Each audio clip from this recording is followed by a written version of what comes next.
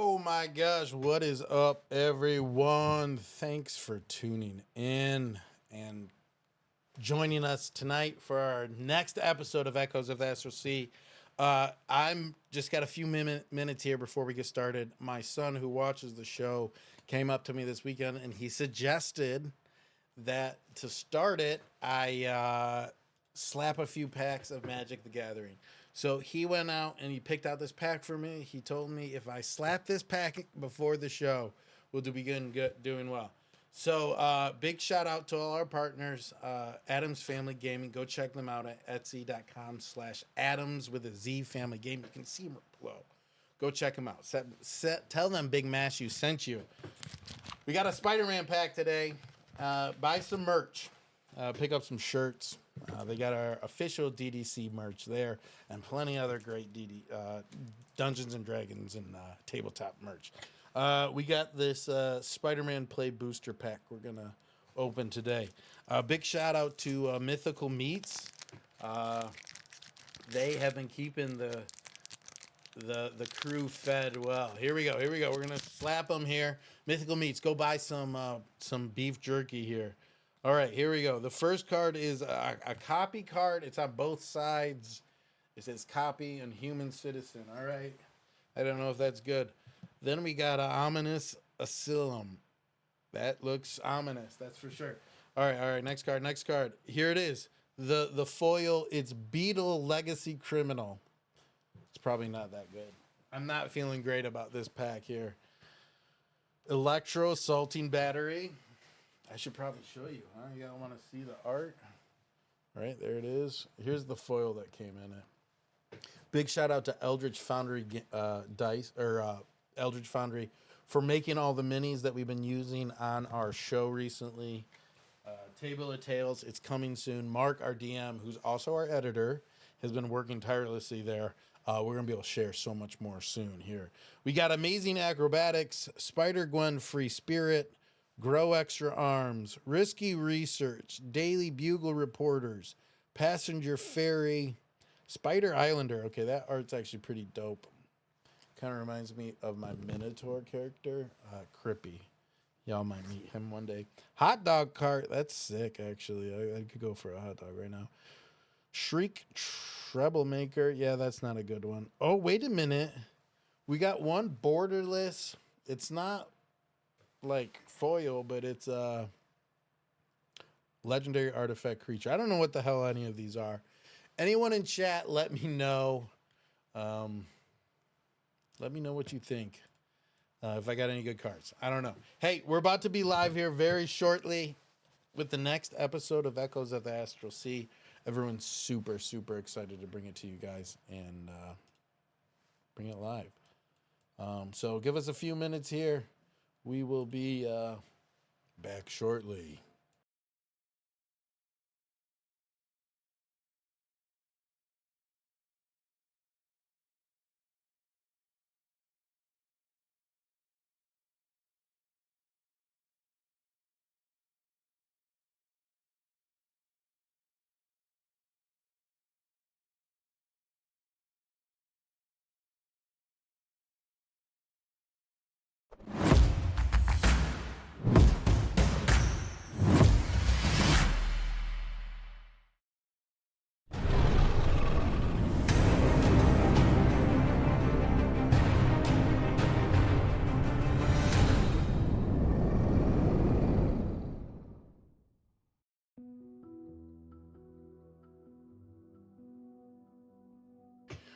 Welcome back. We are back and live.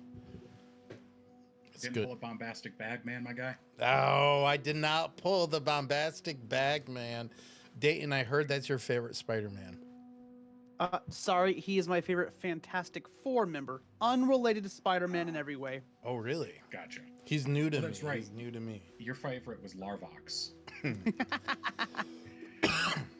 All right, welcome back, everybody. It's good to be here. How's everyone doing? Oh, great. It was good. I'm so excited I about am so tonight. excited. Yeah. I got a couple inklings of what Nico's gonna do tonight, right off the rip. But we've got a big, a lot to get through. There's gonna be some quite a bit of narration tonight. There's a lot to get through.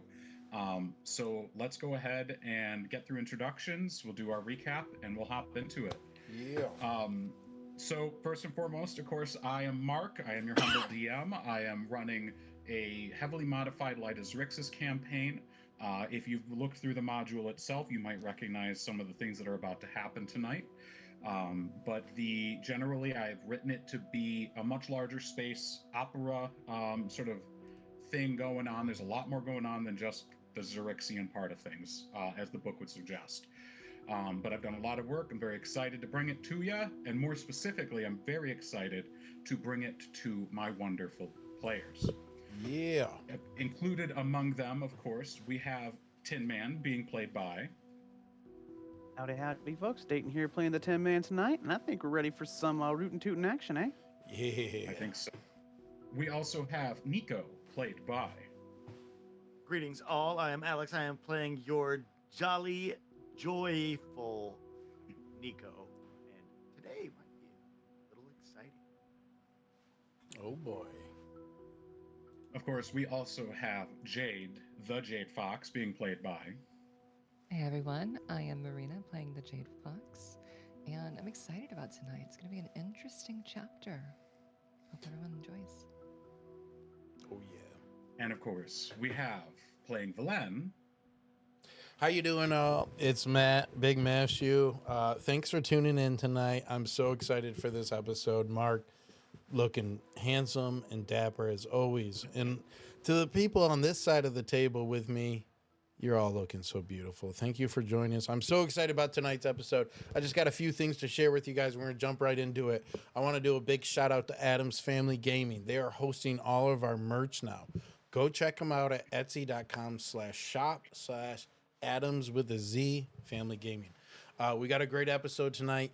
Right here. Check it out. Hey, Yeah. big Oh, nice. yes, let's go. Big shout out to them. I if my character God, wore so it, I'd cool. wear it, but I was streaming with some earlier. Check out our past streams. Big shout out to my son Hero tonight for hooking me up with some magic cards. I think he only wanted me to buy them because he knows if I buy magic cards, he gets magic cards. So, hey, thanks for everyone who joined me on slapping that pack. That was fun, even though I didn't get too many good ones. Big shout out to everyone else. Eldritch Foundry, D&D Adventure Club. We got so much great stuff coming out. We got Table of Tales, which is going to be released very, very soon. We have a whole big release party and plans for it. So get ready. But I don't want to take too much time. We got a lot to go through this tonight. So, Mark, take us away, buddy. All right. So, previously on Echo of the Astral Sea, Velen and Tin Man stake out the bridge before noticing some fisher folk who claim to be contracted with Xenotermination Limited, a local company that deals in the removal of menacing creatures get in one's cellar. An avian individual and a turtle. The avian fella introduces himself as Bagsy Winden, and his companion as Linen Snaps. Curiosity catches Velen, and him and Tin Man take the opportunity to follow the two. While they discuss a potential on-the-spot mentorship, Bagsy admits that they do have a hole in their usual trio, and offers to teach Velen the ropes. Tin Man keeps a close eye nearby to ensure they aren't spotted or bothered. Bagsy hands Velen the Line Glide Ruby Roller, a fishing pole with some quirks that used to belong to a famous angler named Bub Lee, a plasmoid. They agree that if Velen can catch a fish in the Lake of Brawl within 5 minutes, the pole was his. Giving it a cast, Velen fails his first attempt. But on his second, the hook flies, soars a little, and then continues to fly, before hooking on a jammer no doubt minding its own above Brawl. Linen helps Velen reel it in before they realize that this is certainly a catch and release, and she helps him by cutting the line for him and allowing the jammer to carry on. Despite now missing a hook, Velen has in his possession the Line Glide Ruby Roller. Yeah. Jade and Nico make their way back make their way towards the bridge and manage to slip around the barricade with their exceptional stealth and make their way towards the service ramp on the far side. They stop to have a look at the staging area for Andrew's speech, and the next day, before moving along and reaching the maintenance scaffolds beneath the bridge. As they begin getting charges and seeds planted, Jade sniffs out an odd rock wall and a nearby lever. With Nico's own expertise looking it over, they pull the lever and reveal a hidden hatch that moves into the bridge itself. Back to Tin Men and Valen, they take a moment to speak to one of the guards that admits that Radiclax wouldn't be present for his own event, and shows some frustration with Andrew's working towards this merger with Radiclax, claiming that Clax is too distant and his money does not belong in Brawl. Further admitting that there have been some Astral elves who have been pushy in going over the town guard's authority. Jade and Nico enter and find a storage area of sorts, in an odd glass pane sitting on a smooth metal plate. Standing with an odd pearlescent reflection, Nico begins putting pieces together, just as they hear voices approaching from behind.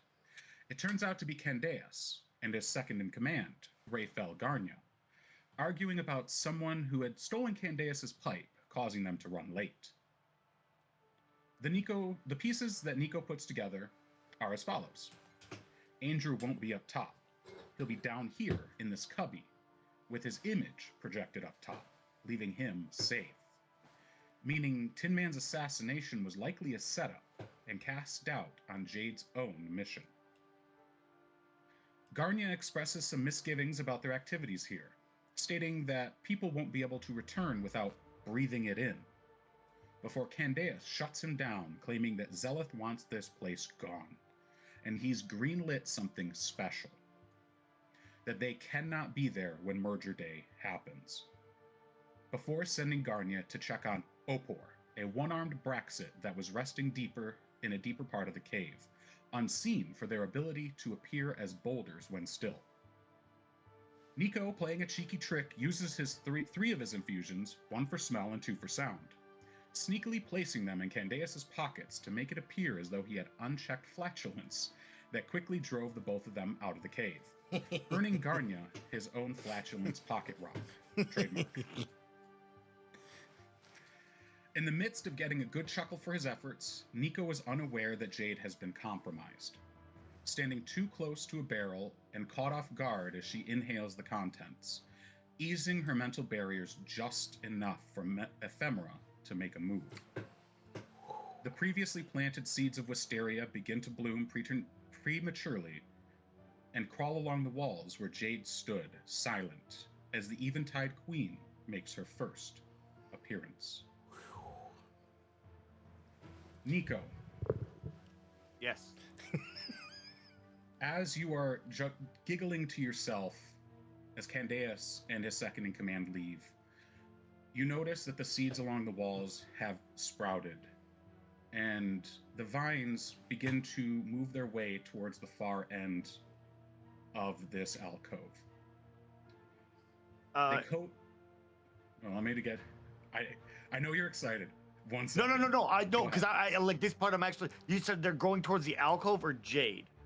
They're going towards Jade at the far end of the alcove. Okay. You're closer to the door. And Jade basically just stopped moving, correct? From what you can see, it is dark in here. It shouldn't be. My fourth infusion is the light that's at the end. And one of them picked it up on its way. Oh, that's right. Out. That's right.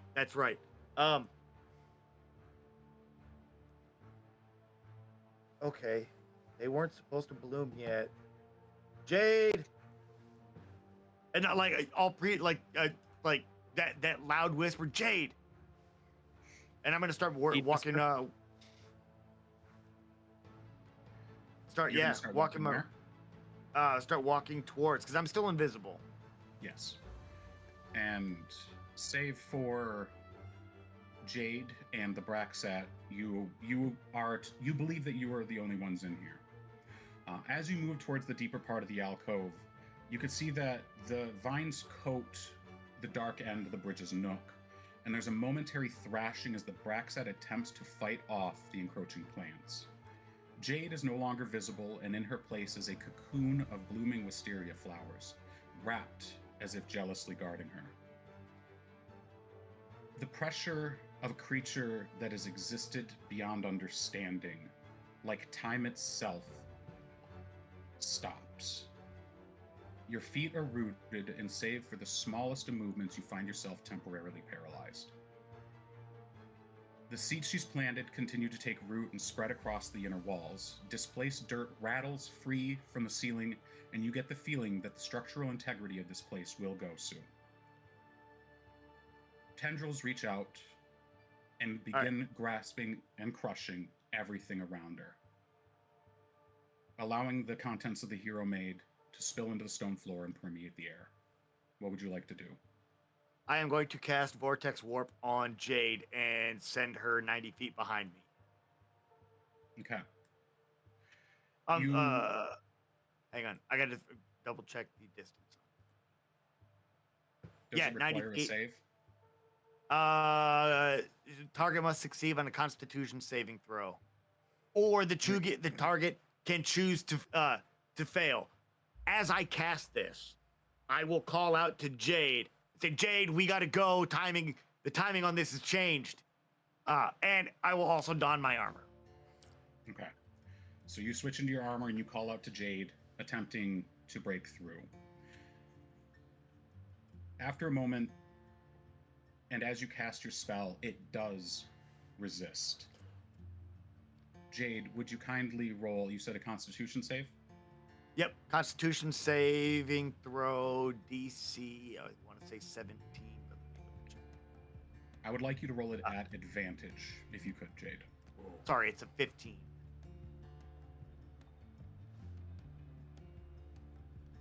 Oh boy.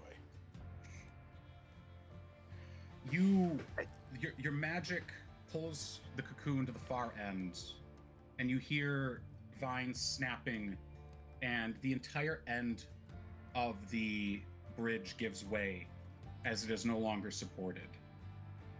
You see in front of you, the bridge opens up to a gaping chasm as part of the bridge falls into the water beneath it, including the Braxat and many of these barrels. Tin Man and Valen. Oh. Let me find my spot here. The ground beneath you churns and shifts. Roots erupt from the solid stone, and chaotic crisscrossing cracks begin forming. Oh no. Whatever Nico and Jade were doing, it seems it's coming to fruition. The bridge shakes violently, and behind you, the guards give a surprised yelp. And you hear the one that you spoke to earlier yell, "Get off the bridge, you morons!" While one guard retreats, the one calling to you moves forward, beckoning you towards him. The barricade behind him has shaken itself apart and lays toppled on the ground, leaving the path open. You watch as the bridge in front of you begins to fall beneath, or in front of you. What would the two of you like to do? Can I see into the rubble and what's going down below? No, not yet.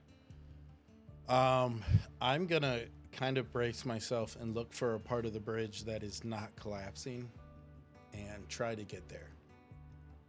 The entire stretch behind you is not collapsing. You seem to be closer to, you can move this out of the way. Pretty much everything from here to here is falling. Okay, so I'm already a bit safe, right? You both are very much sort of on the safe end of this right now. All right. I'm going to look back at Tin Man and give him the eyes like, "Yo, what's going on? Do you have a play?" Kind of sizing up the situation, locking eyes with Valen for a moment. I'm just gonna kind of put my arm out and kind of recommend we step back like 5-10 feet. Looks like we still got good structure here for a moment. I give him a wink. It's all right. If we fall, I'll catch you. Um, hearing him say that, I'm gonna then start making my way back towards the destroyed barricade and kind of brace myself, hoping I see the rest of the team emerge somewhat soon.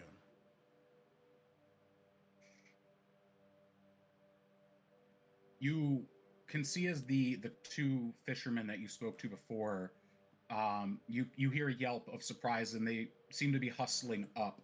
Even Linen seems to be moving a little bit, towed along by Bagsy, but they still seem to be moving pretty slowly because of it. You can see as the bridge falls apart. There are gawkers and onlookers behind you, sort of in shock that this just happened and that this is happening. The stone bridge has been a notable landmark of Brawl for some time. Jade. Oh. The world around you is dark. The stale iron scent of long lane blood accompanies something distinctly earthen. Damp stone chills your skin, and your clothes do little to stifle the cold.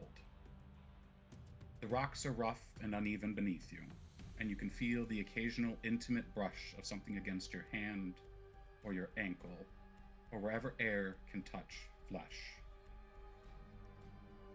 I am here, dear, a familiar voice whispers, reassuring. Ahead of you, breaking through the oppressive darkness, is a soft, pale glow, casting its weak light against the inside of walls of what seems to be a pit.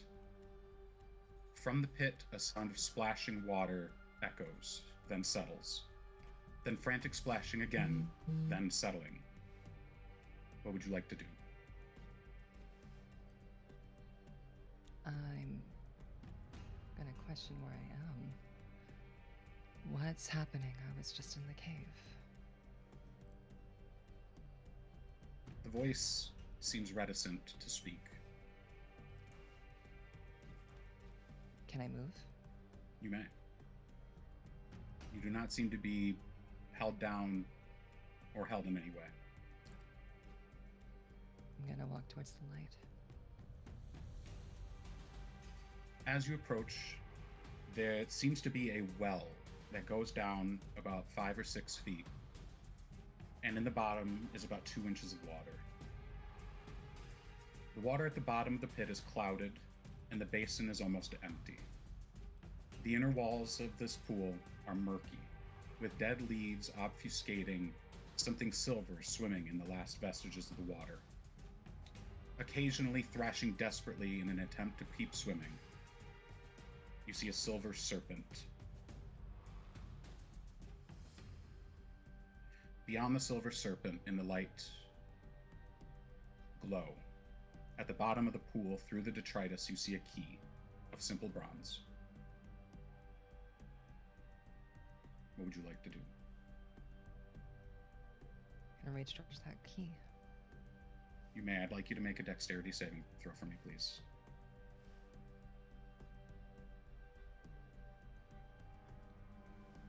Not my night.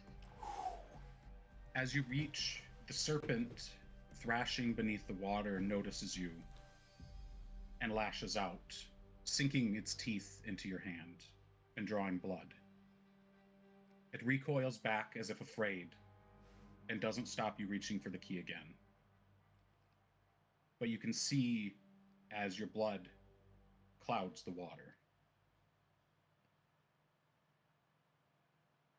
Suddenly, at the edge of the water, a blossom of red colors it. And as you trace its trajectory, you can see another crimson-red drop gathering at the lip of the pool. It grows laden before the surface tension surrenders to gravity, and the drop follows the same route as its cousin. A small plop and a second bloom, like the nested petals of a rose. The serpent, you notice, is lapping at the blood, hungrily drinking it, and with it, the water around it. You notice as the water drops another centimeter.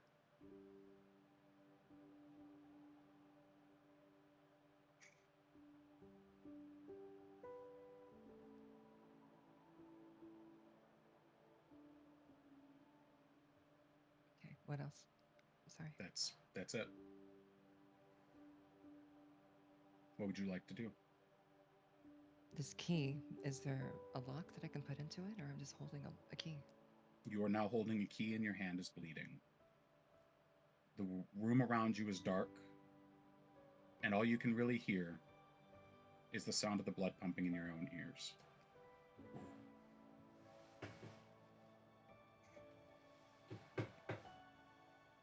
I'm gonna approach the serpent. The serpent cowers to the far end of the pool, which is about 3 feet across, towards the end where the blood is dripping in. Blood that's not yours, you know. It seems to be barely able to fit beneath the water and draw breath as it continues to gulp down this blood.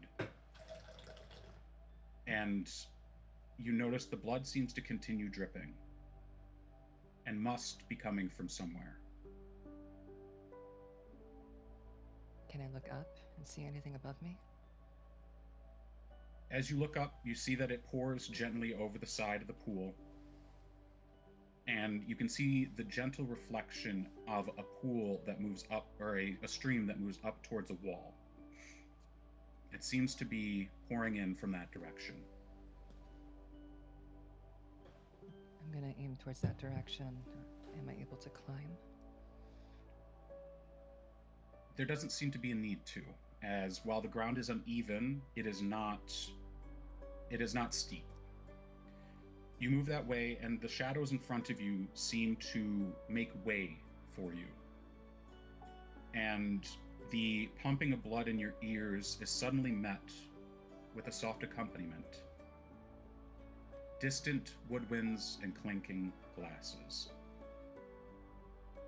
There is a door in front of you, and the sounds of a party on the far side, though the door itself is etched. You can see at the bottom of the door, where the door meets the floor, is where this blood is pooling in and moving towards the pit. The etchings state as follows: Mask laid low, in heart are we sown. Speak truth, give lie, take life or die.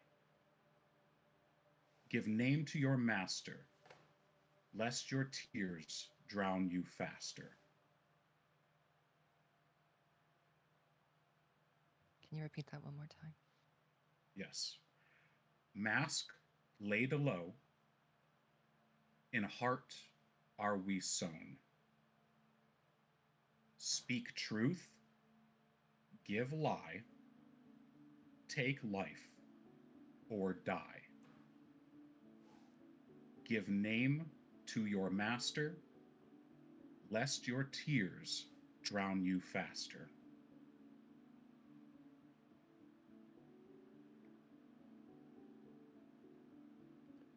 And beneath it, you can see clawed into the stone wall, or the stone door, is the Roman numeral for 5. It seems to be separate from the etchings made by a different hand.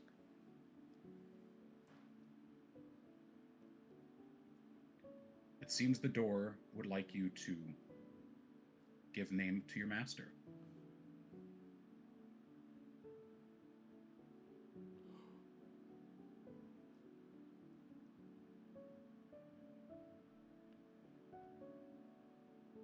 Jade's gonna respond reticent and say, Lady Magdalena.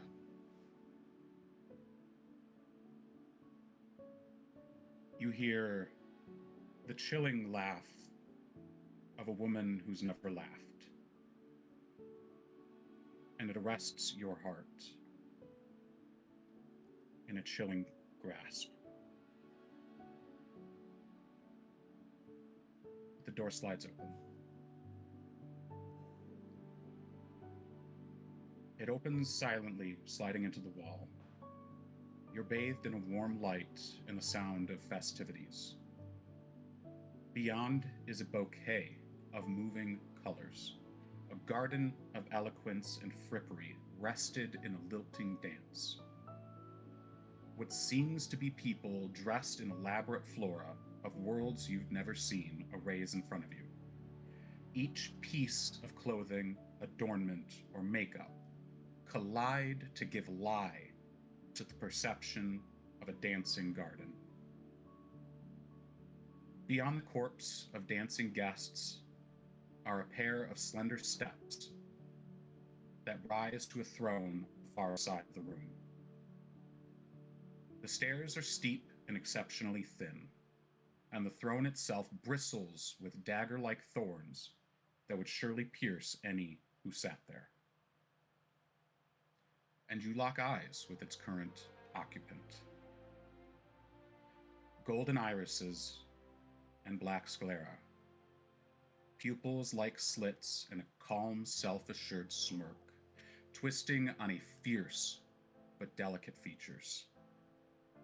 Her skin is not as you recognize her, and it seems to be made of a verdant velvet-like sod, and her hair falls in delicate willow-like leaves. One leg crossed over the other, but otherwise straight-backed and attentive. The voice in your mind speaks again. Watch closely, my delicate petal. Removing the bloom only encourages the stem to grow more resilient. Nico. The moment of arrest leaves you, and you hear the clinging and clanging of metal on stone as you're pulled backwards across, or away from the gap, and you stand next to the cocoon. On the floor around your feet are your sonic bombs. All 12 of them. What Jade may be unwilling to share, I give freely. Keep these, and I will handle what's left of the bridge. So, is it, to me, it's Jade talking, correct? No, it's a different voice entirely. You are not the pretty lady from before. You are something different. And at that point,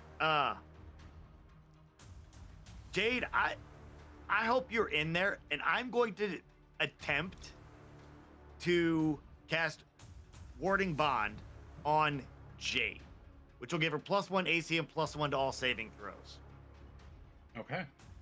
And if she takes any damage, I take that damage as well. Okay. Jade, go ahead. Yeah, so essentially, just to kind of flavor how this is going to work, Nico basically coming up to here is spent. I've used all my second level spells. I'm going to pop my spell of refueling to get back my second level spell. So essentially, Nico has what looks like a ring on his gauntlet. It opens up, and you'll see a tiny star inside. I pull the star out and say, all right, well, guess it's time to use this one. And it kind of holds it to his chest, and all the stardust, like, dissolves away from the star, radiates around Nico, and at that point, I will more or less, channel it down my arm into Jade. As you reach out, does it require touch? Yes. Or is it rain? Okay. As you reach towards the cocoon, one of the vines reaches up and sort of wraps gently around your hand. We both seek to shield her. You will be useful. And all right, I don't have time. Well, when she says, like, new lady, I don't have time for you. Jade, the timetable's moved up.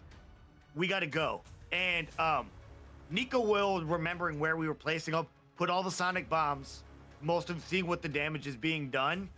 I'm gonna put half of them up to finish the job. What do I see on the other side of the gap? Do I see Tin Man and Valen? That's a fantastic question. From your sort of angle, no. But Tin Man and Valen, are you moving up towards the edge? Yes, like I've got her now. It's like planning, making sure that we finish the job, but also more or less trying to maximize pushing the hero maid down away from the population, like more or less trying to mitigate what would be very terrible if it went upwards. For sure. Tin Man and Valen, are you moving up towards the edge? Valen's gonna have a moment here with Tin Man, and as he sees Tin Man kind of beyond the barrier, he's gonna yell out to him, "We can still make the ship," and wait for see what he does.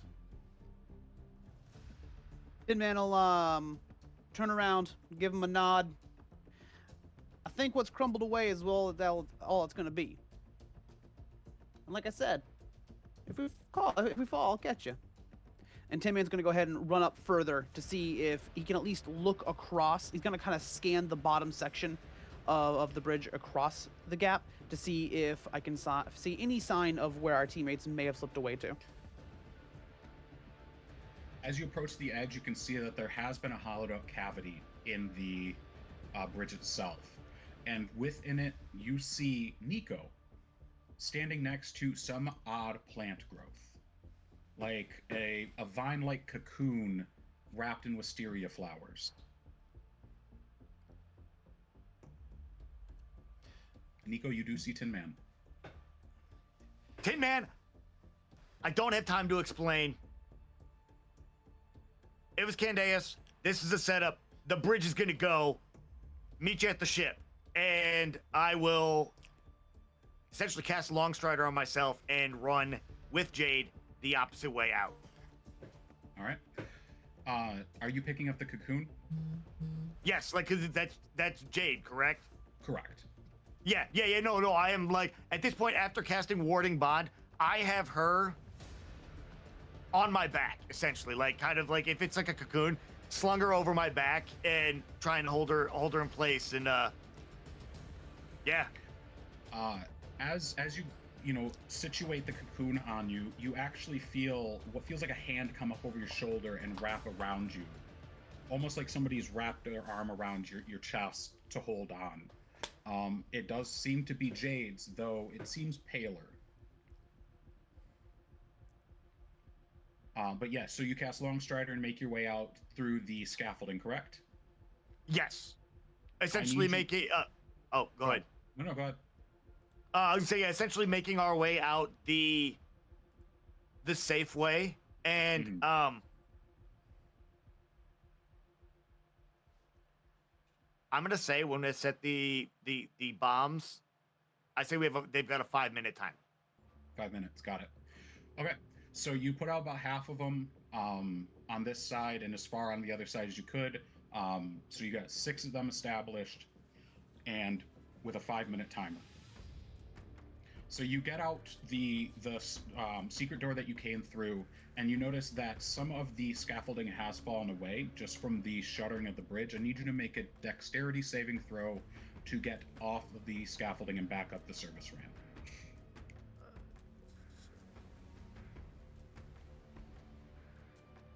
Right. What a 6. As you feel yourself toppling, a pair of vines jet out and grip the wood, keeping you steady. Carry on. Suppose thank you, new lady. You're welcome. Consider it a favor. Let Jade Don't do know favors. you owe me one. Nope, you don't. I don't know you anything.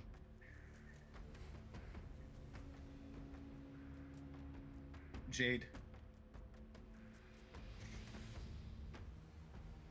you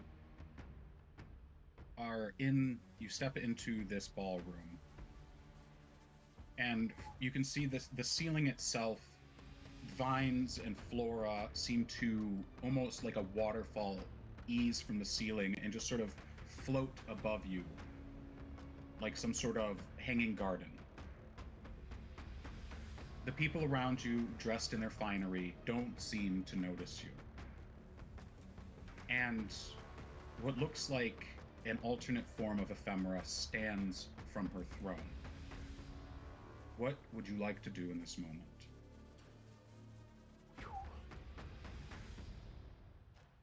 What are you doing? Why am I here?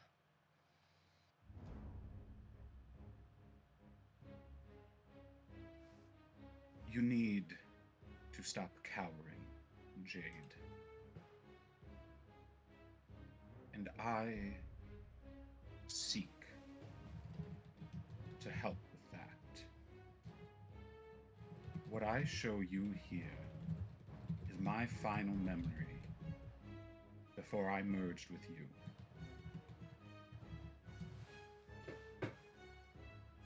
Consider it a token of peace. Trust if you will, trust if you won't, I care little. But let it not be said that I made the attempt.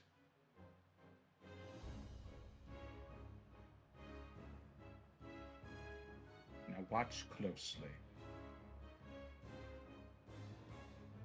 Do you have a response? She's watching. Cautious, but watching. The music slows as ephemera on the opposite side of the room stands to her full height. The thorns from her throne move out of her way so as not to pierce their sovereign. She opens her mouth as if to address those gathered, and a dark shadow lands behind her. From the reactions of those around you, or lack thereof, you determine that you are the only person to notice this. Do you have any actions that you would like to take?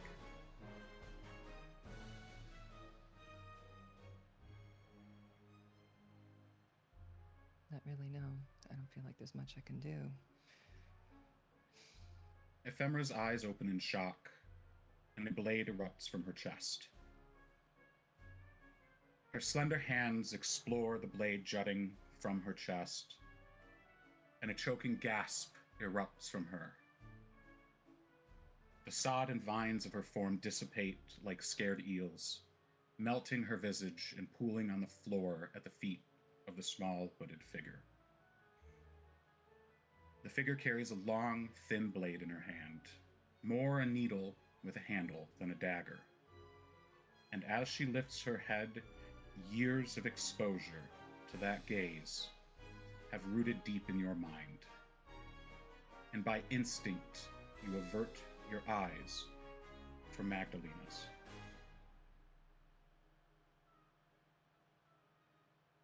But something in the base of your spine urges you to look back, to meet her gaze.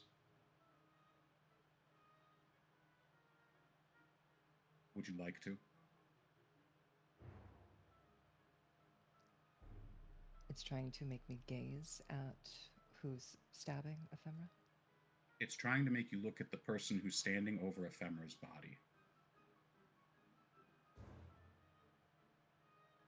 Yeah, I'm going to look. I need you to make a Constitution saving throw for me, please.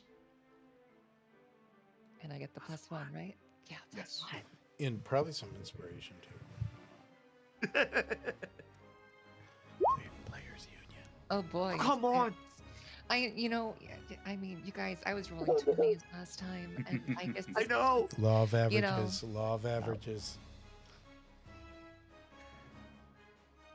The voice returns a little more powerfully. A queen shan't cower. Not even in the face of her own death. And the muscles in your jaw force your head up. And you feel a spike of shame that you are unable, that somebody else forced you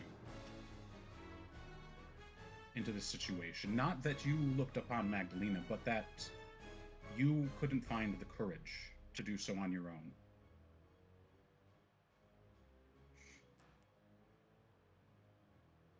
But your analytical eye immediately takes over. Magdalena in front of you doesn't carry herself the way the woman you know does. Not with the same grace. Like a skill well practiced but not mastered. And awkward to your trained eye, but still lethally efficient.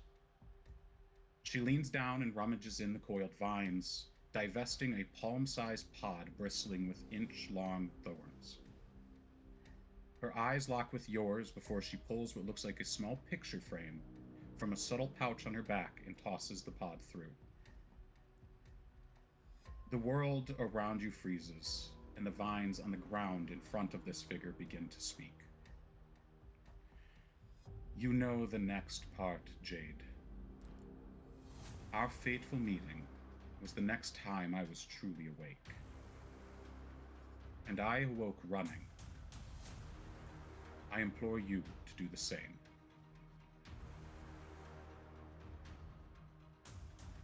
The world around you melts away. Nico, in your arms, the arm that was grasping around your chest goes limp, and you see as the vines recede. And Jade falls to the ground behind you.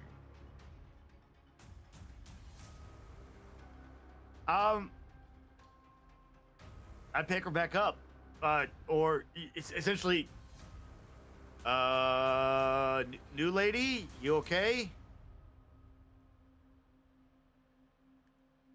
Am I No conscious? response. Make a Constitution saving throw for me and add advantage, please.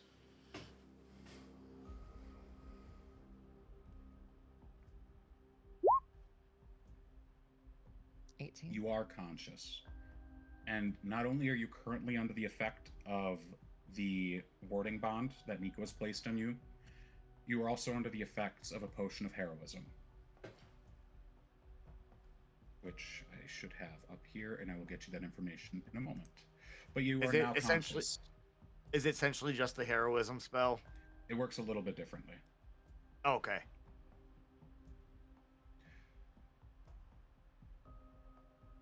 But you are conscious, Jade.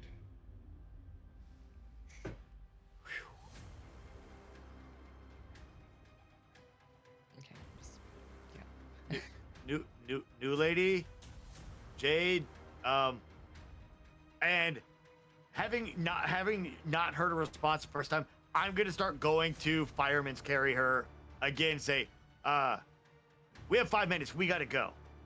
Like, and I'm just sprinting off, because I guess we're on the north side of the bridge, right? Correct.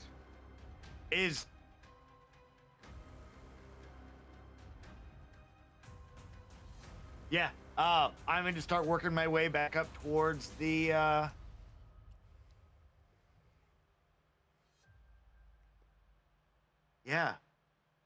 towards the top of the top of the bridge, and working our way back towards the ship. Actually, Mark, because I don't remember from the map before, is this the only way off over from Hightown? Without going all the way around to the underside of Brawl, yes. Unless you have the ability to fly.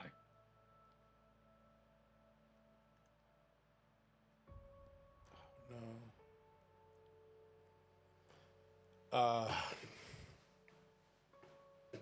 wait.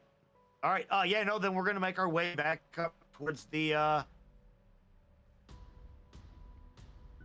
surface of the bridge. All right. It doesn't take long to get back up.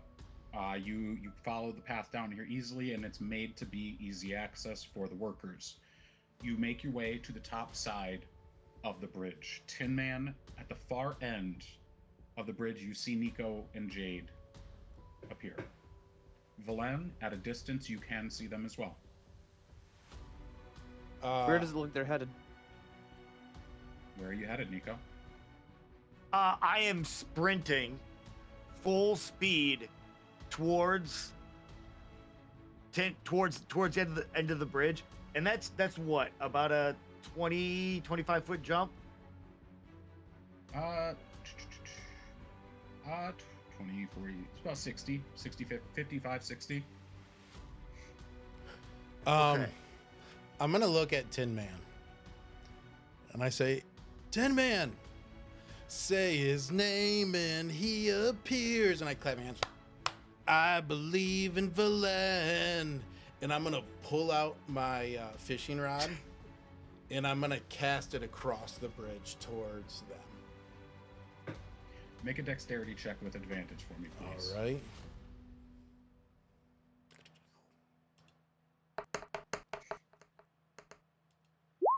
That's a 2 and a 17.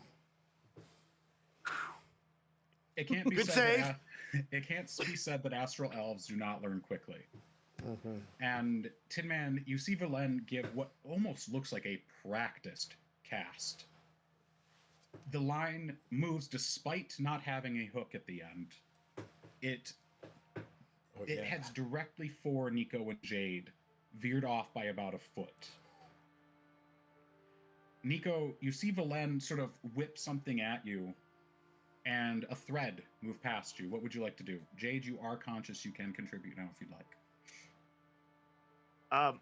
I am going to seeing the thread, and I noticed that it's coming from Valen, correct? Correct. I am going to kind of do that quick, wrap it around my arm a few times, and I'm going to spend I think is it 1 charge to reduce the mass of my armor. Yes. Essentially, Nico's gonna reduce his mass to like fractions of a pound, like as light as possible, and essentially, with this grip on, launch myself across the bridge. Oh, while still holding Jade, unless Jade decides she wants to let go. Going with you. Tin Man, you're a little you're a little surprised by Valen's sudden breakout into song. What would you like to do in this moment? Valen, what are you doing? Are you looking like you're bracing backwards? I mean, what's your action here? I'm still taking in the Valen at the moment. I'm humming the tune to me. You feel a tug on the rod as you realize Nico's grabbed it. And I'm pulling him back and reeling him in while I'm still humming my silly tune. In that case, I'm gonna run over to Valen and basically brace him, be like the short guy at his waist, trying to help, keep him in his spot. And when he gets to me, I'm gonna say, "Sing it, Tin Man! I believe in the man called Valen. I believe in Valen. Sing it with me!" And I'll keep pulling Tin hard. Man's just sitting here, his head down, his eyes closed, bracing with his dear life. I believe in Valen. Yes, Tin Man!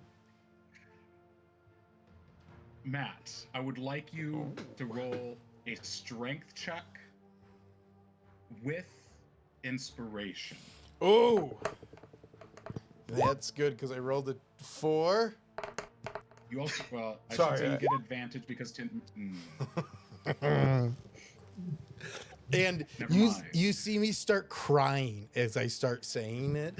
I believe in Valen.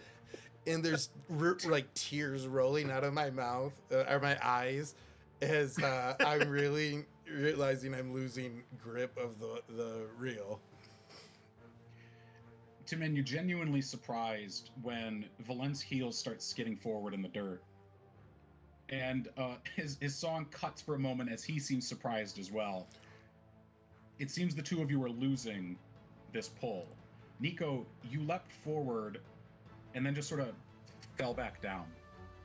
There's no tension in the line at the moment. Seems Valen and Tin Man are struggling. I am going to reach my little auto gnome hands up and Just get. point of order, DM. That means I'm floating in the middle because like I sprinted and have launched myself off the edge. Yep. You're Looney Tuning it right now. Carry Okay, on, Tin Man. just wanted to make that clear.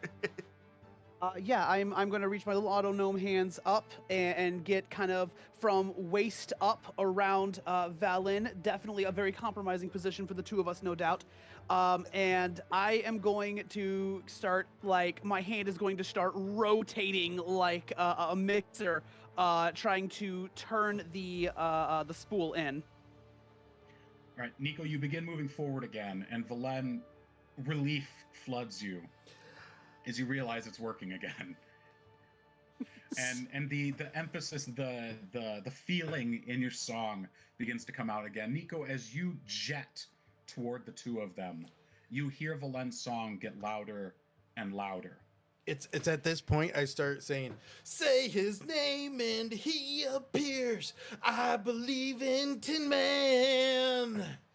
And his hand, as we start reeling him in, it's just going crazy.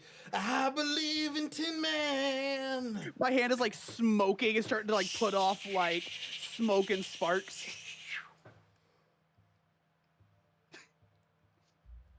Excuse me.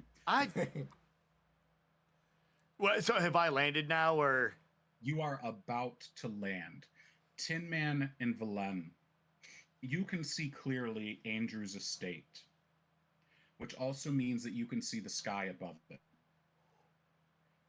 Easing down out of the clouds, as it were, of the astral sea is what appears to be an impossibly black sphere that looks to be consuming the light around it. It is larger than the castle itself.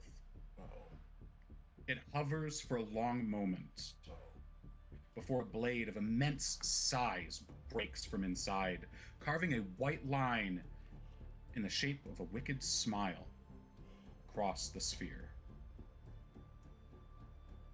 An immense head peers out with a halo of dark plaited hair arrayed around it, floating as if gravity holds no sway. It falls free, followed by a sleek body wrapped in delicate red and gold robes that flutter elegantly as it drops. In one of its hands clutches a sword twice its size and height, and plummets towards Andrew's castle. The figure disappears, and a plume of debris is jettisoned into the air.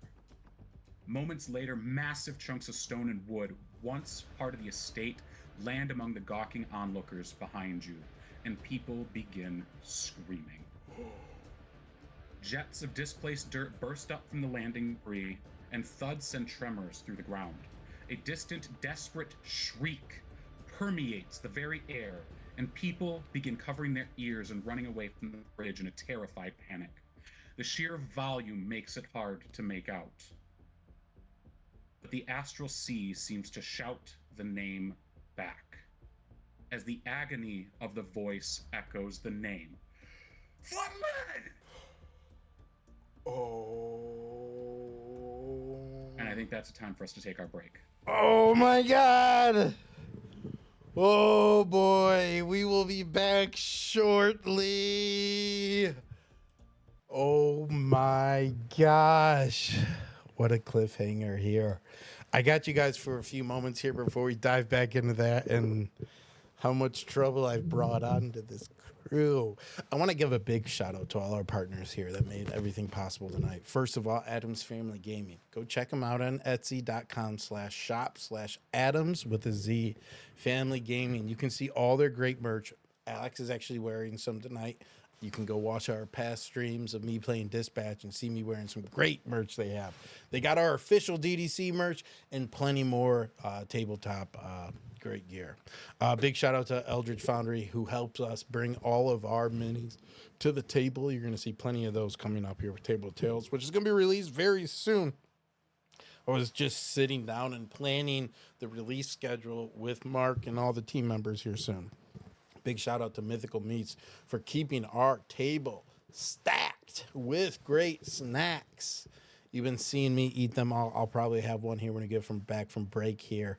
Before we get started, maybe I can get some inspiration. I'm representing the players union here, and the lack of inspiration we're getting for all the hard work we're getting. Hopefully, and then return of this episode, we'll get a little bit more inspiration. Big shout out to Only Games for supplying us with some new great merch monthly. I got a new box just in. I got to do an unboxing video here soon. I'm lacking on my unboxing videos. I'm so busy with all this content. Big shout out to D&D Adventure Club. They were the spiritual guidance on Table of Tales. We brought their modules to life. Go check them out. Get a monthly subscription to all their modules and watch us play their modules soon, very soon.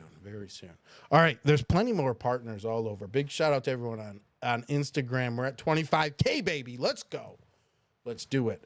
Big shout out to everyone on Twitch, YouTube, everyone that's tuning in live. Thank you so much. This is so fun. It's only possible because of you. All right, I got to take a little break. I have to use the restroom. We're going to be right back shortly.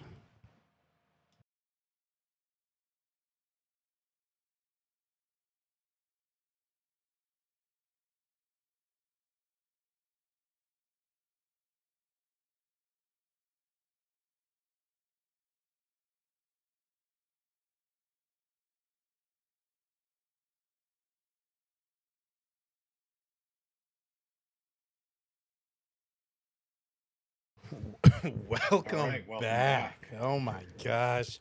I felt like an eternity, guys. I'm nervous. Oh man. So, as we left off, a dark sphere appeared above Kate Danger's estate, and a massive figure cut itself free and plummeted towards the estate, hitting it like a bomb and sending debris flying in all directions and striking some of the civilians nearby. The entire air was permeated with an anguished scream of one name.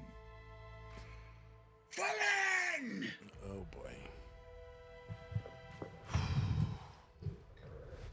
What would you like to do now that you are all back together?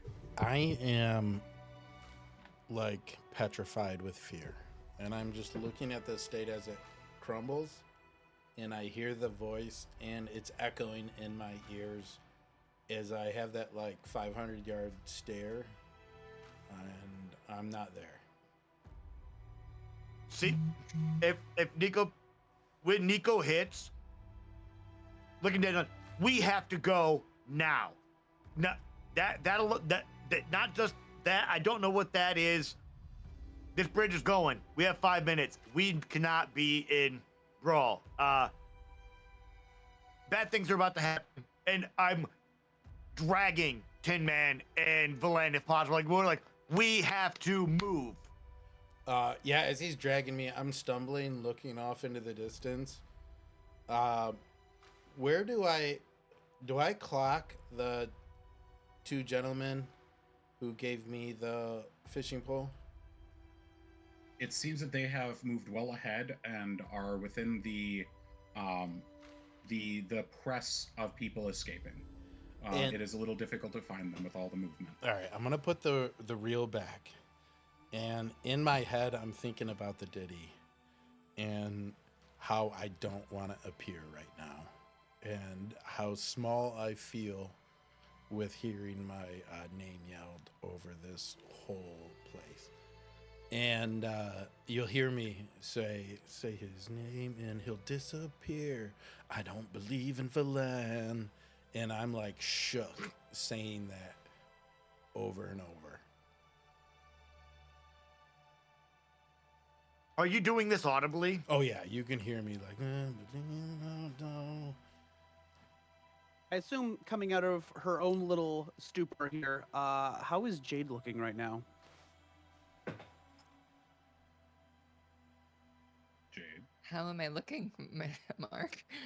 you seem to be yourself. You are taken aback that you just watched what seems to be younger Magdalena murder Ephemera, but that has a certain disconnected cognitive dissonance, as it were, as ephemera is very much alive within you right now. But it does bridge a few gaps. Yeah, Jade's got like 1,000-yard stare, and her eyes are just dilated. Like when you look at her, it's just she's got the adrenaline pumping. Tin Man She Nico, looked you got like- it. Tin Man, Sorry. taking a moment to assess the situation, seeing where Valen is right now, seeing where Jade is right now, and the general urgency behind Nico. Tin Man's going to break himself free for a moment.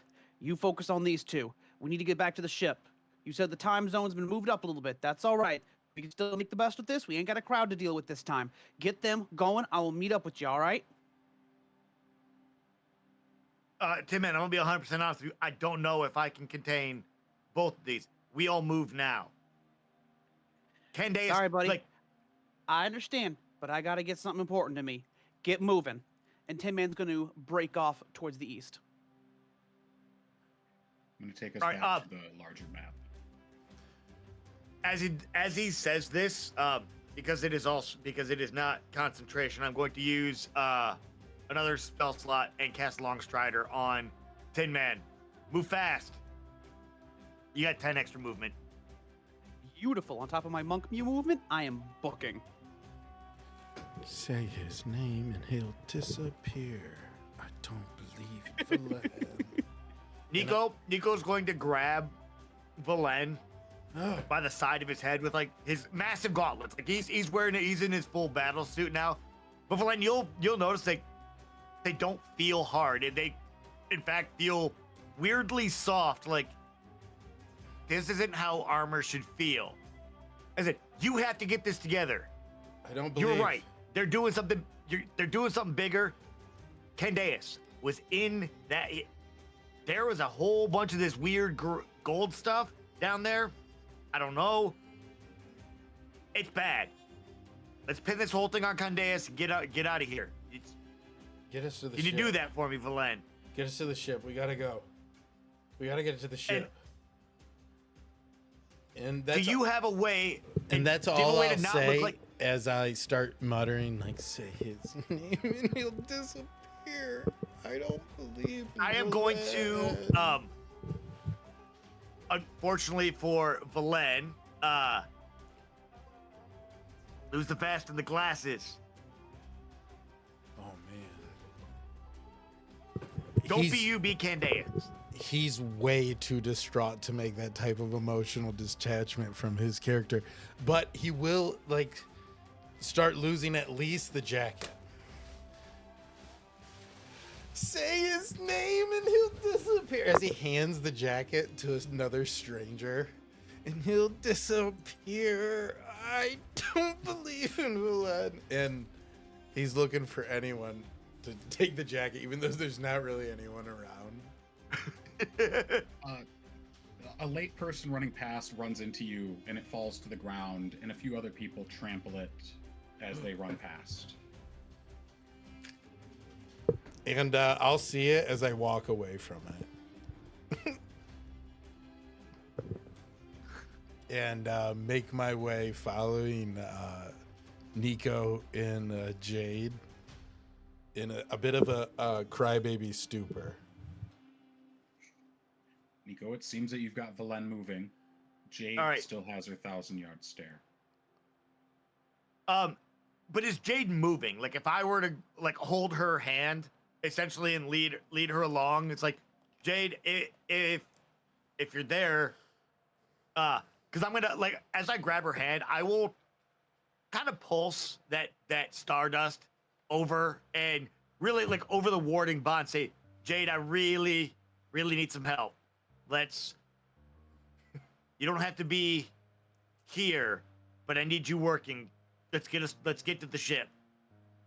Then start moving.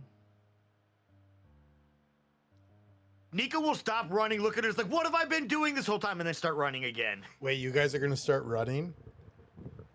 Yeah. we're Okay. running. Immediately I start stretching out.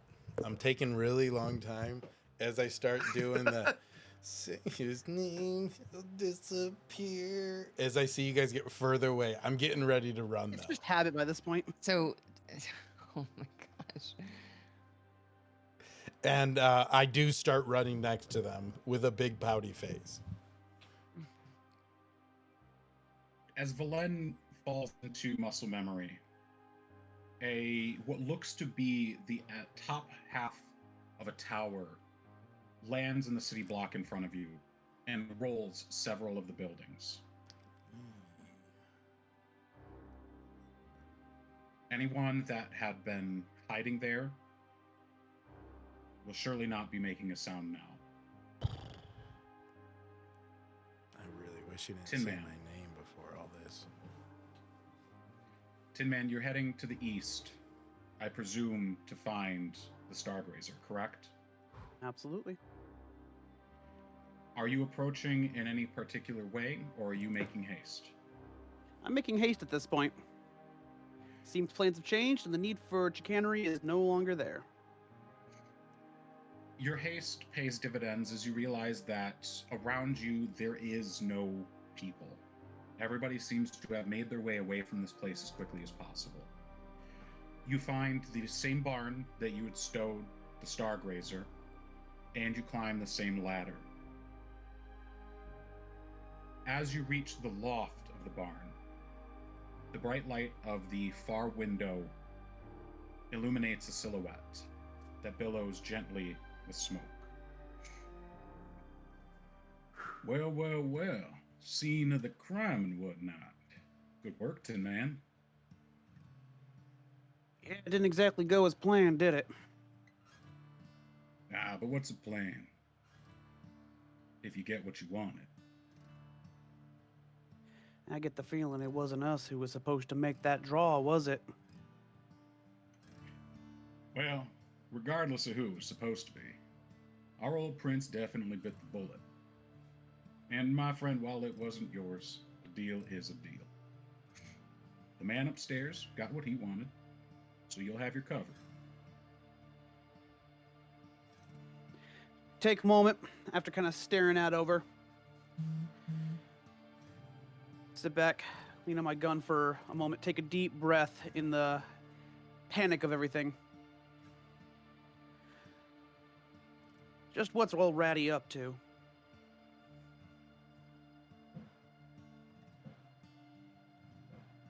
Radiclax, well, that's a tough one. He's real secret these days. Has been for a couple 100 years. But, word in the grapevine says he found something big. Something that'll elevate him beyond that of a mere dragon. I don't like that phrase. Them ain't two words you put together very often. Now, you're Something telling big me. enough. Something big enough for him to sell this whole rock out to the Xerixians? Now that's what I can't quite put together. To my knowledge, our contract was sound. Assurance. You had your flower lady and the Xerixians up there all vying for a piece of this angel. I just wanted to see what you were made of. The man upstairs wanted to see if you were reliable. You've proven reliable, Tin Man. Perhaps brave to a stupid degree. The first time I heard that. Go ahead and prop myself back up. Put the gun on my back. We're getting the hell off this rock. Next time that man upstairs of yours wants to talk with me, how about we make ourselves a little bit of a less dangerous situation? I'll put in a good word for you. And Tin Man, before you leave, just one piece of advice. Consider it a favor. Don't look for the devil on your shoulder. He knows when you're thinking about him. Whoa. He takes a deep drag of his cigar, his chest swelling. He flashes a wide grin and pitch black smoke streams around his ivory teeth. His glowing orange eyes flash in amusement from behind the cloying cigar smoke. One eye disappears as he winks at you. Better run along now. I'll be in touch. His other eye closes, and the smoke drops like a magician's red velvet cloth, falling to the floor and revealing nothing within. The man's going to kind of just give a bit of a tilt of the hat there, regardless of what Spectre is or isn't in the room. Going to go ahead and make me a rather acrobatic jump out the window and start booking it for what I know to be the ship's location. Go ahead and make an acrobatics check for me at advantage.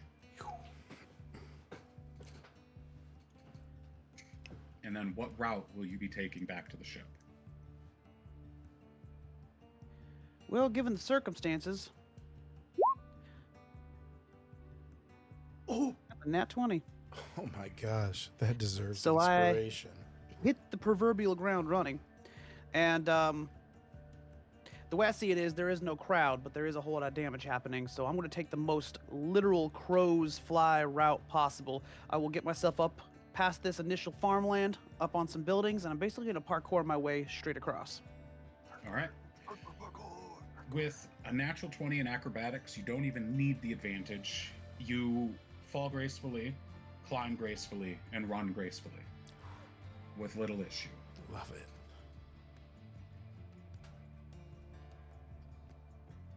Though, as you each push your way towards the ship, Jade, you notice at first, as your eyes are trained to notice things out of the ordinary, and Tin Man shortly thereafter, a grid field of star moths rush into place. Oh no. I'm sorry, guys. The staccato thuds of debris die off before a blanket of star moths rush into grid formation above Brawl. Oh. A swarm of jammer bikes race towards them as Brawl's mobile guard move to engage. Each one in unison open their cargo bay, and burnished gold pods begin to plummet towards Brawl. The ground shakes violently as one after another these pods strike the ground. I need each of you to make a dexterity saving throw for me, please. Oh no. Ah, we're doing some stuff. All right. Oh man. I rolled a 13. Tim, man, what'd you roll, buddy? 11. It says 16. I'm seeing 16 on me. For me. I got an 11. Yeah. Oh, I was reading Nico's sheet. Nico, I'm sorry, buddy. Well, gal Jade, you darn got it, a- Nico. I rolled a 23, natural 20. Let's go. Ooh. Someone's Beautiful. gonna save us. Each of you manages to keep your feet as these pods fall one after another. The pods are tear-shaped and land on buildings and walkways nearby, seemingly spaced intentionally and for effect. They seem to be made of tightly knit gold-red vines that flare at the top like a bridge cord cut clean. The vines begin to undulate and dozens of fingers wedge and pull themselves free. Arms made of the same golden vines wrestle for space. The flesh of the pod parts like eyelids, and faceless ovals press outwards as if the pod were a many-eyed creature awakening. Oh. Heads followed by shoulders. A tear of a mouth opens and they scream in unison, suddenly surging in movement and ravenously slashing and grabbing at people fleeing by as the movement begins to work them free of their confines. The guards nearby have jumped into action and are trying to keep people clear of the pods and hacking at the grabbing hands and arms.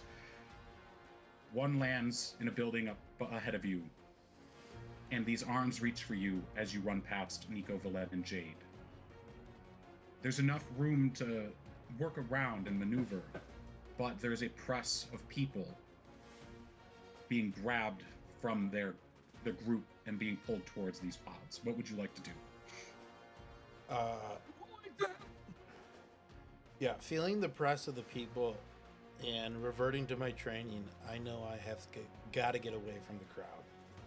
So I'm looking for the easiest way to get myself away from the crowd. If it's a back alley or whatever, I gotta get away from the crowd of people if we want to survive.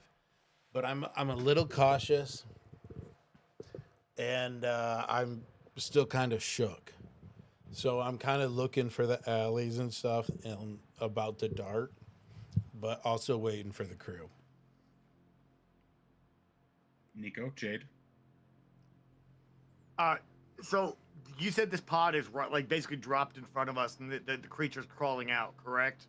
They seem to be pulling themselves free, attempting to do so. They're about up to the waist right now, reaching and grabbing at anything that moves nearby. As we are running, seeing this, I'm going to yell out and just essentially say, "Make room!" and like try and clear out space. Summon my lance, and I'm gonna run the one through as we're like skewer it as we're going through. Oh, Okay, make an attack at advantage because it is stuck, basically restrained. 27 And roll your damage. for 12 damage. Walk me through this. Essentially, yeah. As Valen, I can feel Valen slowing down, looking like darting, looking for the alleys, and Nico having just dealt with New Lady and whatever's going on with Jade is kind of in that like protection mode, and he's got his shield out and just basically tucks the lance under his arm, runs the astral blight through. As it like sticks onto his lance, he like gracefully flicks it off to the side, resets, and just says, "No time, straight through," and essentially just kind of like creates a point through and just said, "Follow me." yeah, I follow for sure. Make a quick unafraid. persuasion check if at advantage, Nico. How persuasive is the blob man? 17. That would have been a natural one otherwise. Oh my gosh. That's how The- persuasive the blob man is. The panicking individuals around you seem to snap around as you run up and spear one of these. The guards seemed rejuvenated as they continue to fight them off and push people continually down the road away from these.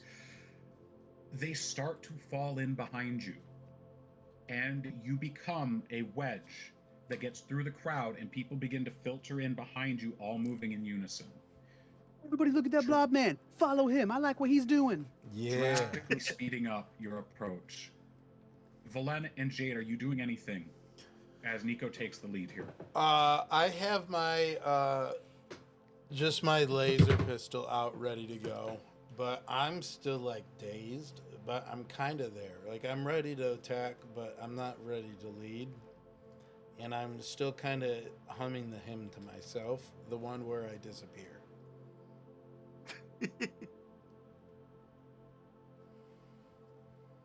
Tin Man, from your delayed state, you see as these pods begin ejecting their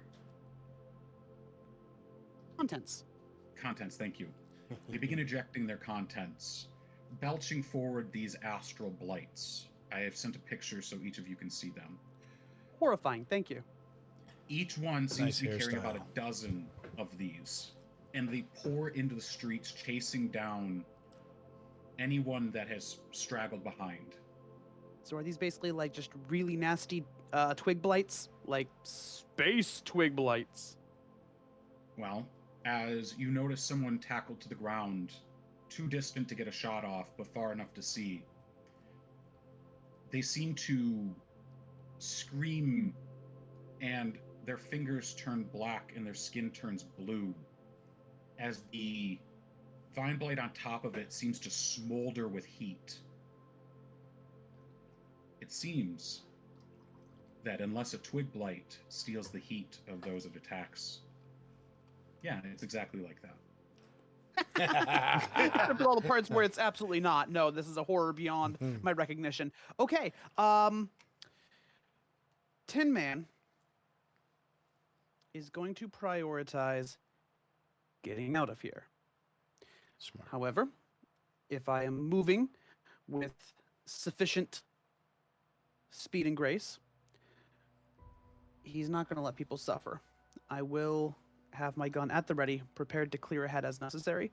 But if I do see any suppressive fire or pot shots that I can take to my left or right to help anyone along the way, if it is within my range, even if it is a Hail Mary shot, I'm going to waste every bullet on my person trying to help anyone within my shot range. Would like you to make 3 ranged attacks, and we will use those to determine how successful you were overall. It's a natural 1, 22, Ooh. and a Way to round 'em out. All right, let's go. The witnessing the first person fall to these shook you, and your hand was unsteady as you got grasp of yourself. But that natural inclination to help and even save those around you kicks in, and your aim becomes true. Several people wave in thanks and screech off in terrified panic as more of these astral blights pour into the streets. You get the feeling that unless you move quickly, they will begin overcoming even you.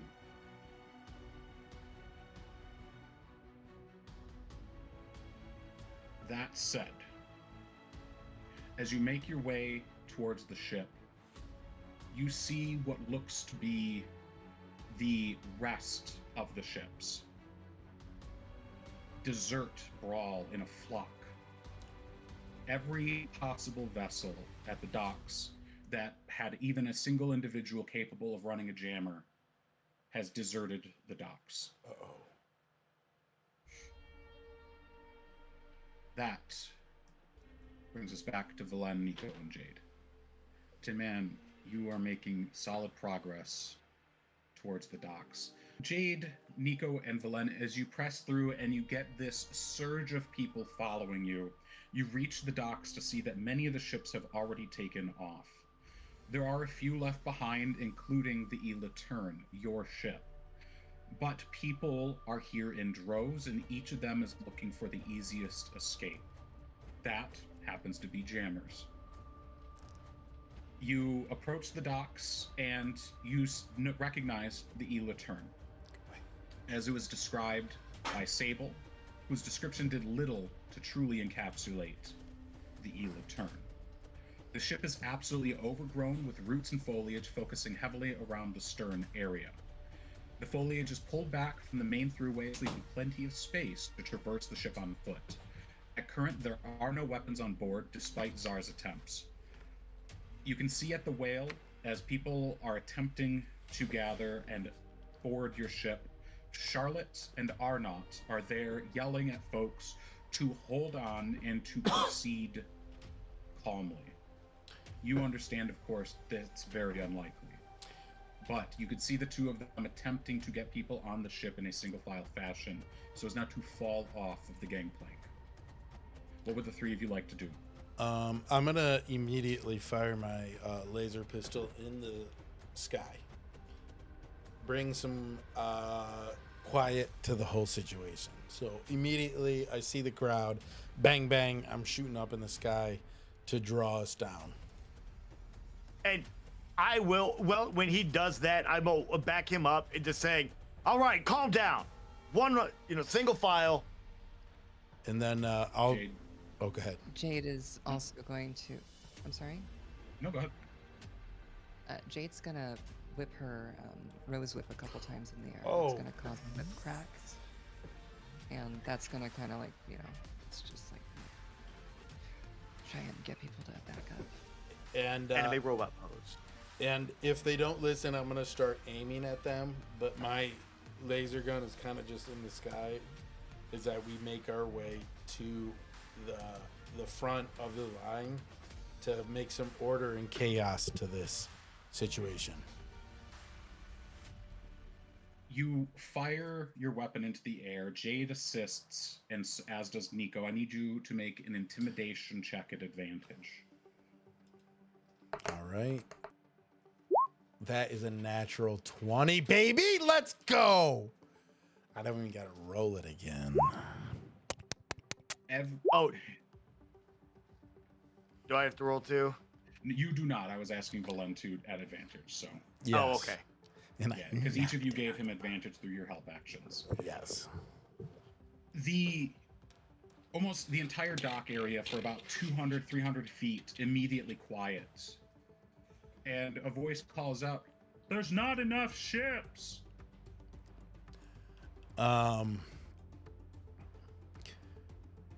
kind of deposed right now.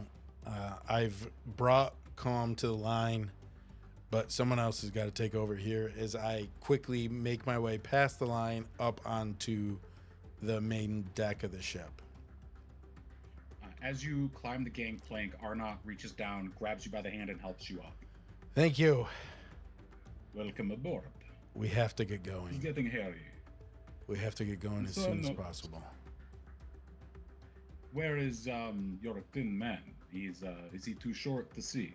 No, he'll be here shortly. Prep the ship to go. As soon as he's here, we cast off. Well, if my understanding is correct, you are our jammer.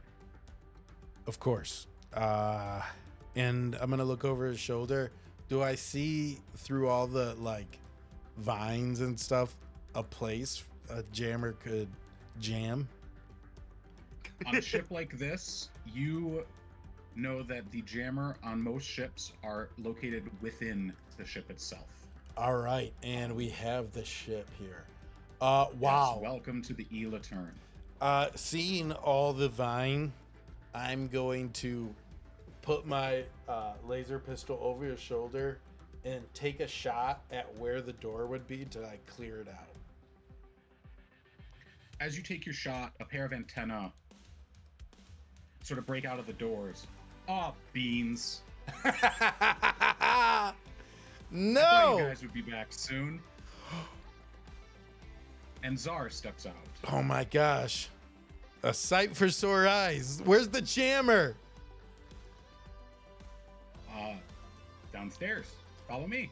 And I'll follow him in step. You guys have been busy. What have you been doing out there? We'll catch up later. We gotta go.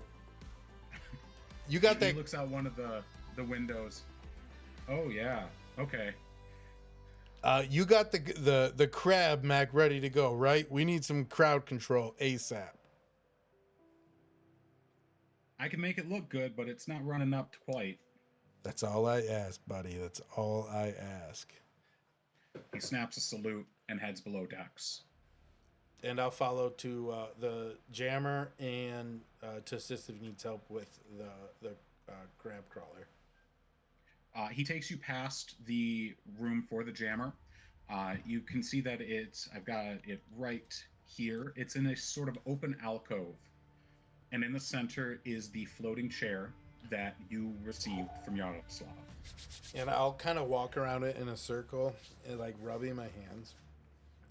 And very quietly to myself, I'm going to say his name and he appears. I believe in Valen. And I'm going to sit down and take the helm. You immediately feel yourself connect to the ship. There seems to be a small sentience about it, a subtle willpower. And you realize you can feel the life of those around and within the ship. I'll feel this life force and I'll see if I can detect Tin Man and if he's anywhere near the on board. You cast your attention, your mental projection out, and you realize that Tin Man is not seemingly within your range yet.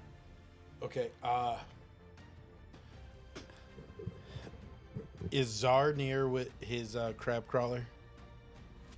You can hear the sounds of it starting up, and you can feel his life force in the bay, and it looks like it's going to take a moment for him to get it out of the ship.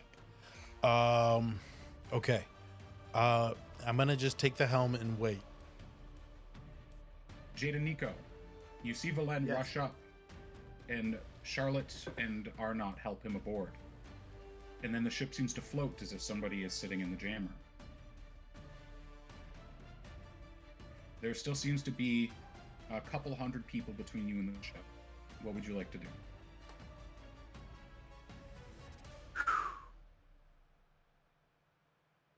They are quiet, and they do not seem to be actively impeding you, but they are watching you expectantly. Nico, It's not my. we can't take all of them. No. How many can we I hold? can make them move. Yeah, how many can we fit on here, Mark? It's a great question. You imagine that you can probably fit maybe 200, and that would be shoulder to shoulder. It's up to you guys. Hey, look, this isn't my ship. We can help we can. Knowing Wonder Boy and the ship, he would want everyone on it to be saved. So we could. Fair, I do want to save everyone. Well, Really, imagine yeah. they might give us rewards and pittance and gold, and maybe one or two of them cook really good food. Why not? DM, has it been 5 minutes? It's been about, yes. Okay.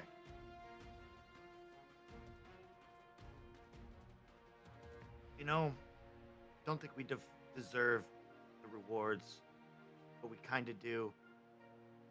All right, let's get aboard the ship. And I am going to, because where we are right now is kind of like at the base of the gangplank, correct? Yeah, there's a crowd of people between you and the ship. It would take you, you'd have to get through them, but they don't seem to be stopping you. So you're probably like 50 feet away from the gangplank. Okay. Jade, let's follow me. We'll get to I will gesture her towards the gangplank. Head up. We need 10 men. We'll try and I'll direct people up when we're ready to go. Well, I have a question. yes. DM, Yes. if I cast Spike Growth, could I cause like branches to reach towards the ship and make them into a bridge so more people can board instead of just the one board, the gangplank, to kind of speed up the process? I'll allow it. I can lend a hand with mending, like as she's doing this, try and like mend the branches together. Yeah, well, maybe not, that's perfect, but also like so that the thorns aren't like thorny, I guess, so people can walk on Yeah. them nicely. How far along am I? It's a good question. I'll get back to you in a second. You cast your spike growth, and the ship itself seems to attune to your magic. And the recognizing your intent and piggybacking off of the spike growth spell, the flora of the ship sort of melts over the edge of the whale and extends towards the dock. And the majority of the foliage on the ship seems to shift forward to do this. So those on the ship, specifically Valen and Nico, where you can see, it seems that whatever this foliage on the ship is can move around. Oh, And it's helping Jade as she creates these bridges from the edge of the ship to the dock. The moment they touch home, the people surge, fighting to be those that get on the lifeboat. Yes, Nico? would like to say Nico is posted up at the base of where the gangplank and the bridges all meet. Essentially, kind of like I was blocking the way as they start to surge. And if anyone like actually runs into me, I will use my telekinetic reprisal and like push them back 10 feet. What is Jade and Nico's formula for getting people on the boat? I was actually going to. I had something for that if I were to show up. At that Sorry. time. Shh, I'll be quiet. Tin Man, you do crest the roofs of the ships towards the dock, and you can see that there are the roads themselves are flooded with people. And you know that there is a gnashing machine behind them, seeking to chew them up and consume them.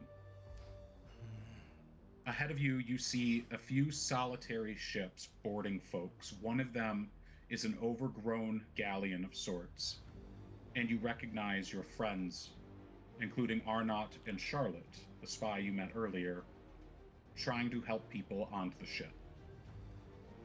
What would you like to do in this moment? How far out? You're maybe 200 feet from the ship itself, 50 feet from the ground, because you're on a roof. All right. What do you think is the range of my shouting? I would say from how high up you are, you could probably reach the majority of the people here. I'm gonna take a moment, overpack my gun with some black powder. I want blast. I want loud. Put it up in the air and let it ring out. Okay. The crowd stills again, and Nico, Jade, you see as Tin Man fires his firearm from the top of a nearby building. What would you like to do, Tin Man? What's your follow-up?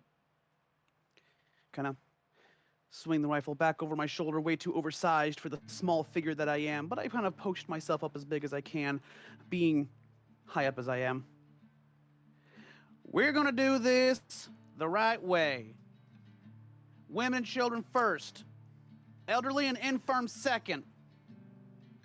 If you still got your wits about you, work your way to the back, start tearing up some wood, and see if we can put something between us and them. Oh my gosh. Hopefully they listen. Everybody stares at you for a long moment, and you smell the scent of burning tar and heat wash over you. As a distant explosion erupts from Gift Town, and you hear the sounds of boots hit the ground next to you. Perhaps I can help with that. And a hand reaches out in front of you, and a flame lights on her thumb. Get these people out. I'll do my best. And you look up and see Elodra, her mirror mask staring back at you. Does Jade notice this? You do. Whoa. Enemy of my enemy, huh? Plans change. Jade is no longer my target. I imagine that won't stay for long, though, will it? You could say priorities shift, and she is still a priority.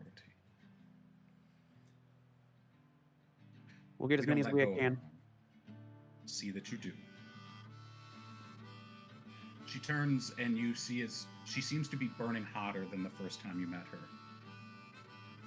And do take care of our little sister, please. Then kind of twists on a heel, tumbles back, tilts his hat, and then falls back off the roof into the crowd. You hear an echoing laugh. Oh, you will be friends. She also has a flair for the dramatic. It runs in the family.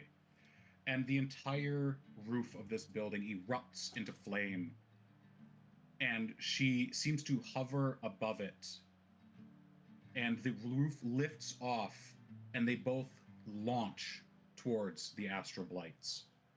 You hear and see the roof explode into smoke and burnt cinders, and the fires sort of sweep up like massive waves, in consuming these Astral Blights and the buildings near them. It seems your retreat for the moment is covered.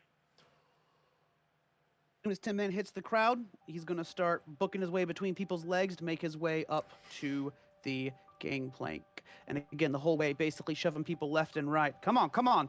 Sick and infirm. Women and children. Let's go, let's go. And by the time you've reached the Ela turn, it seems that Charlotte and Arnott are enforcing your terms here. Jade and Nico, you are able to get on the ship without any issue. You would have sort of preempted Tin Man by about a minute. But each of you had seen this display up on the building.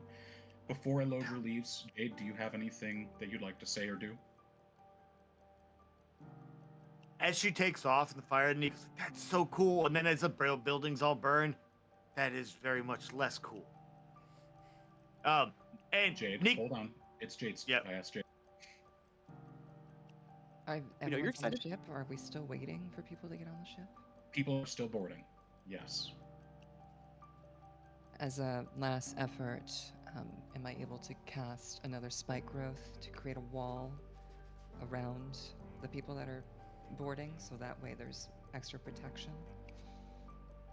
I imagine they're all caving in, and this group of people, she's gonna create a wall. There are far too many people to encompass all of them. There are thousands of people pouring in from the entire city, and you know that only a couple hundred are going to fit on the ship. If you are looking to sort of cordon off those that you think will fit on the ship, you can. But I will also allow you to hold an action should anything come up one of the alleyways or streets behind them. That's the thing, the ship is filling up, so I don't think we can hold on to them.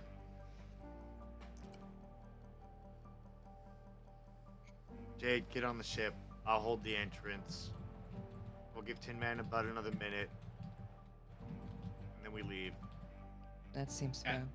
As you say that, Tin Man totters up next to you. Please tell me Valen's already boarding in the jammer. We are ready. We are good to go, sir. Let's, What about Zara? Anybody seen heads or tails of the Bugman? He's here. All right. He kind of looks behind him. Let's get as many folks on here as we can, shoulder to shoulder, butts to nuts. I don't care. We can't hold all of them. It's gonna just overflow. We're gonna have to make a cut point eventually. are they where they're? Are they still surging towards the ship? Like, are we actively having to hold them back, or is it somewhat orderly where we are? It's become orderly now that Tin Man has said his piece, and the people in front no longer feel pressed, what with Elodra covering them. Can Okay, I... Go ahead. Nick will say, all right, we direct, I should say, I'll direct, and Nico will use half the charges on his armor and essentially detach himself from the armor. So I'm in plasmoid next to my armor, and I will tell the armor to start directing people through. When it receives the stop command, it will close off, basically close off, and I'll deconstitute the armor. Jade, you were gonna say? Jade wants to hold her hands to the bow of the ship, noticing that it reacts whenever, her magic reacts with it, like she's able to talk to the trees. Can she create a large basket underneath the ship that could hold more people with the branches? How are you interacting with the ship? Are you asking? Are you speaking to it? What specifically is your approach? Jade's holding her hand to the wooden wall, assuming it's wood, and is asking the ship to give her that grace. It's a genuine ask. Make a Nature? no. Maybe throwing in as much of her power as she can, I guess. The Druid powers go.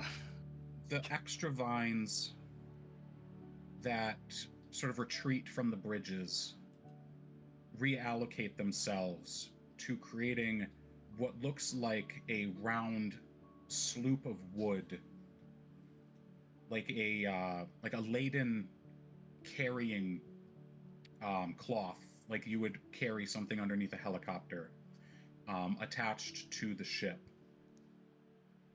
It seems to be, as it finishes weaving these together and creating this bag or this carrying net, as it were, it seems curious if it did well enough.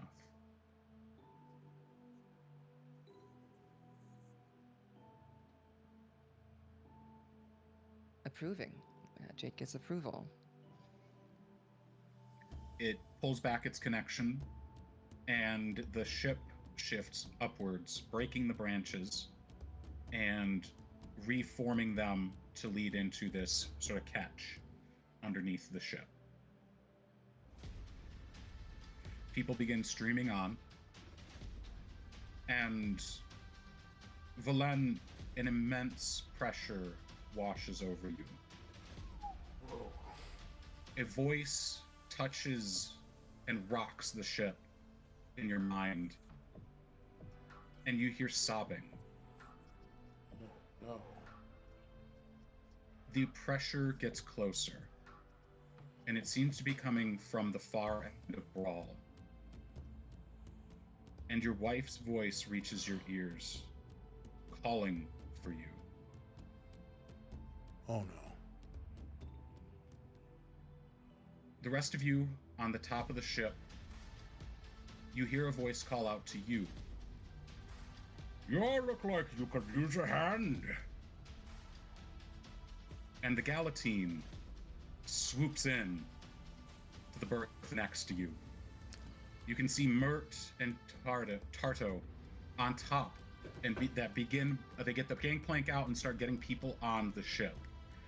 While it doesn't seem that the Galatine itself will be able to carry that many people, it can absolutely carry almost 3 times what your ship can.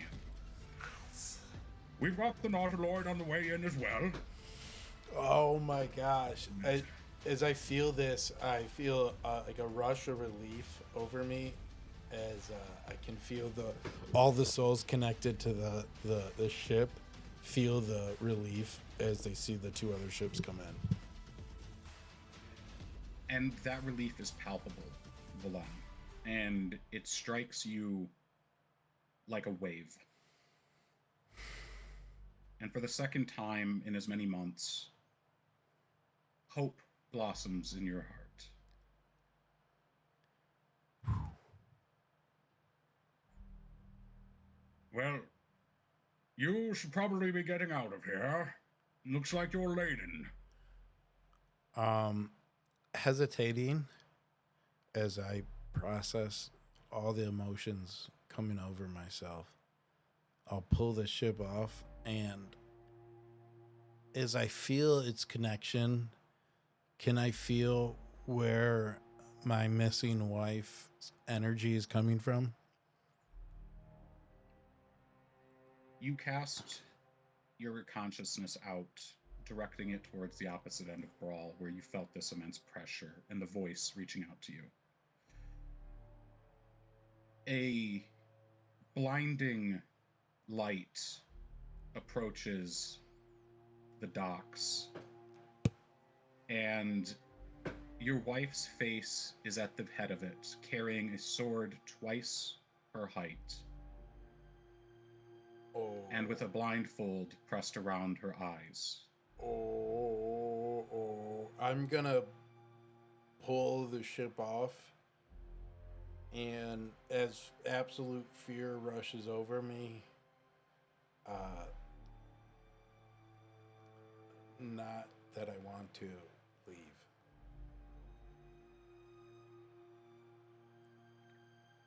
Tin Man, as the ship lifts and begins to move away from the dock, among the throng of people still there, jeering and screaming for help, many of them men, you see the orange eyes and the ivory teeth of Billows. He gives you a wink, and his voice speaks into your mind. Don't look over your shoulder, Tin Man. He lifts a hand and snaps. And Valen, you feel the ship pulled into a portal. And I think that's where we'll end the session. Oh my gosh. Yo. That's deep. That's heavy, guys. I gotta put the glasses on for that one. That was deep. Mark, thanks so much for this great episode. We got a lot to decompress there. Hey, big shout out to everyone that tuned in tonight. Thank you for tuning in, whether it's on YouTube or Twitch. You make this whole thing happen. Big shout out to Adams Family Gaming. Go check out their store on etsy.com/shop/Adams with a Z Family Gaming. They have all our club merch there. We have we're gonna be back soon. Man, Mark, take us away. I got no words. Well, thank you everyone for being here. Everything Matt said and more. Yeah, sorry. Don't forget to wash your dice, and in a couple of weeks, we'll see you in the stars.